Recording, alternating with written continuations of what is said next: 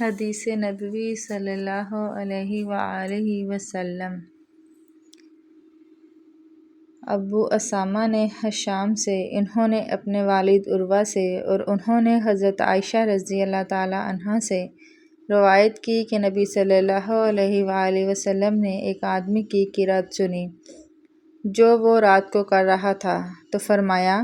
اللہ اس پر رحم فرمائے، اس نے مجھے فلاں آیت یاد دلا دی جس کی تلاوت فلاں صورت میں میں چھوڑ چکا تھا۔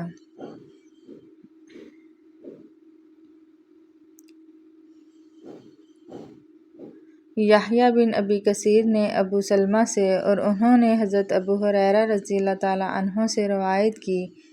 انہوں نے کہا کہ رسول اللہ صلی اللہ علیہ وآلہ وسلم نے فرمایا اللہ تعالیٰ نے کبھی کسی چیز پر اس طرح کان نہیں دھرا جیسے وہ ایک نبی کی آواز پر کان دھرتا ہے جو بلند آواز کے ساتھ خوش الحانی سے قرأت کرتا ہے۔ اعمش نے ابو سفیان سے، انہوں نے حضرت جابر رضی اللہ تعالی عنہ سے، نیز اعمش ہی نے ابو صالح سے اور انہوں نے حضرت ابو ہریرہ رضی اللہ تعالی عنہ سے روایت کی،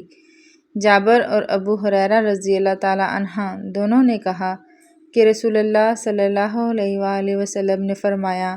مجھے لوگوں سے جنگ کرنے کا حکم ملا ہے، سعید بن مسیب کی حدیث کی طرح جو انہوں نے حضرت ابو ہریرہ رضی اللہ تعالی عنہ سے روایت کی ہے۔